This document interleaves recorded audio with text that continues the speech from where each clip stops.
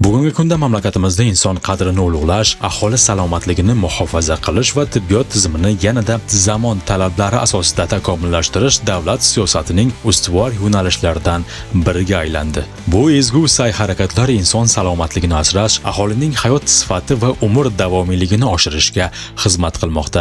Do'stlik tumanining markazi Do'stlik shahri hisoblanib, tumandagi barcha ma'muriy boshqaruv idoralari, shuningdek Do'stlik tumani tibbiyot birlashmasi ma'muriyati ham shu shaharda joylashgan. Tuman markazi Do'stlik tuman tibbiyot birlashmasi hamda oilaviy poliklinika va oilaviy shifokorlik punktlari joylashuvi hududlariga nisbatan radius 35 kilometrgacha bo'lib, tibbiyot muassasalari aholiga qulay tarzda xizmat ko'rsatib kelmoqda. Do'stlik tumani tibbiyot birlashmasi tomonidan 2026-yilning 3 oyi davomida 171 o'rinli kecha-kunduz faoliyat yurituvchi statsionar, 450 qatnovli ko'p tarmoqli markaziy poliklinika, 100 qatnovga mo'ljallangan 2 ta oilaviy poliklinika hamda 50 qatnovga mo'ljallangan 3 ta oilaviy shifokorlik punktlari orqali tumanning 72143 nafar aholisiga tibbiy xizmat ko'rsatilmoqda. O'zbekiston Respublikasi Prezidentining 2021-yil 10-oktyabrdagi 2-ilova qarori hamda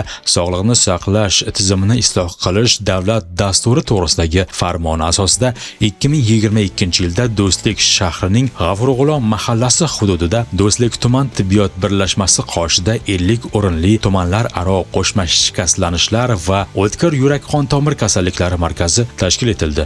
Mazkur markaz aholiga ixtisoslashtirilgan tibbiy xizmat ko'rsatish imkoniyatlarini yanada kengaytirdi. Markaz tarkibida 30 o'rinli tug'ruq kompleksi, 20 o'rinli ichki kasalliklar bo'limi, 20 o'rinli bolalar bo'limi va 20 o'rinli yuqumli kasalliklar bo'limi, 11 o'rinli tor ixtisoslikdagi kasalliklar bo'limi hamda xo'jalik hisobidagi bo'limlar, diagnostika laboratoriya va sterilizatsiya bo'limlari faoliyat yuritmoqda. Qo'shma shikastlanishlar va o'tkir yurak-qon tomir kasalliklari markazida hozirgi kunda 7 nafar shifokor, jumladan 2 nafar xirurg, 4 nafar reanimatolog, 1 nafar terapevt va 51 nafar o'rta tibbiyot xodimi samarali mehnat qilib kelmoqda. 2026-yilning dastlabki 3 oyi mobaynida markazda 110 ta jarrohlik amaliyoti muvaffaqiyatli amalga oshirildi. Bu esa tibbiyot muassasasida yuqori malakali mutaxassislar va zamonaviy tibbiy imkoniyatlar mavjudligini ko'rsatadi. Do'stlik tuman tibbiyot birlashmasi hozirgi kunda 72 ming aholiga malakali tibbiy xizmat ko'rsatib kelmoqda. Tuman tibbiyot birlashmasi tarkibida O'zbekiston Respublikasining Prezidentining 2021-yili 26-iyuldagi 5198-li sonli qaroriga asosan tumanlar aro qo'shma shikastlanishlar va o'tkir qon tomir kasalliklari markazi tashkil qilinib, hozirgi kunda tumanlarimiz, qo'shni tuman aholilari va Do'stlik tuman aholisiga malakali tibbiy xizmat ko'rsatib kelmoqda.